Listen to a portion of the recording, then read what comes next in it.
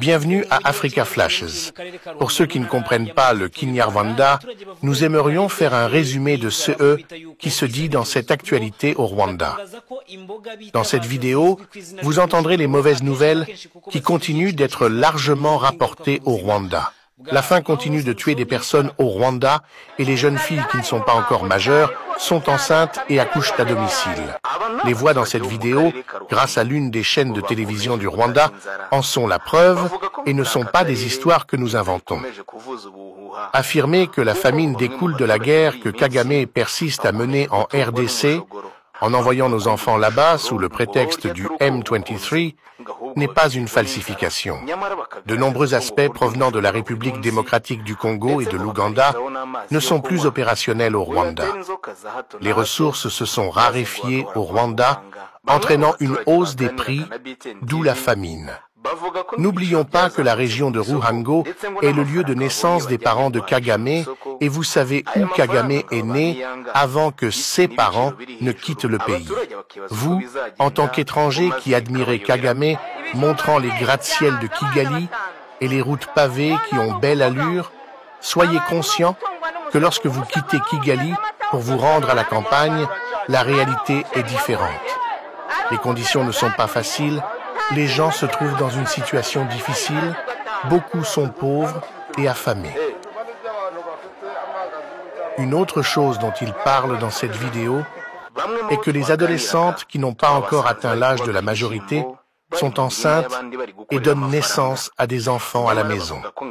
Les parents qui vivent avec des enfants ne peuvent rien faire car certains sont battus. Le problème de CSS enfants est l'impact de la pauvreté au Rwanda. Mais vous entendrez le gouvernement de Kagame mentir en disant que la situation au Rwanda est bonne. Pour les locuteurs de Kinyarwanda, nous vous invitons à écouter ces tristes nouvelles en provenance du Rwanda.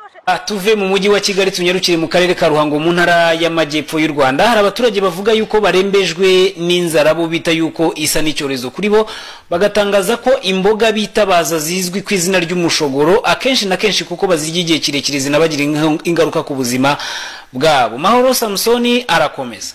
Inzara irahari mu Ruhango cyane rwose cyane bikabishije cyane. Aba ni abaturage bo mu karere ka Ruhango bakomeje gutaka inzara. Bavuga ko muri aka karere inzara ikomeje kuvuza ubuhuha kuko ngo bamwe mu baturage muri iyi minsi bakomeje gutungwa n'umushogoro.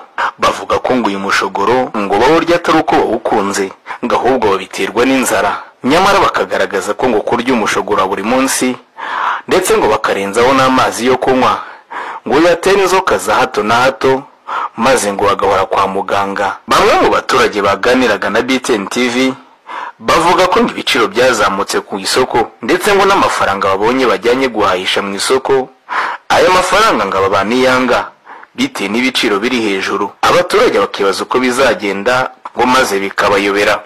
Ibijumba bine byahaza abana batanu. None no kuvuga ngo abantu no gutungwa n'umushogoro. Umushogoro ugeze amata ufite n'abarimo abana bashaka. Ari umuceri waruriye.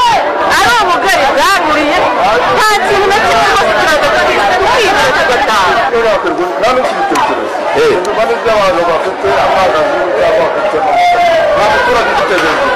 Bamwe mu twaganiraga twabasanze bari kubagara ibishyimbo bari mu mirima y'abandi bari gukorera amafaranga. Nyamara bavuga ko ngo amafaranga umuhinzi akorera mu kubagara ibishyimbo ngo ari 5 ku munsi.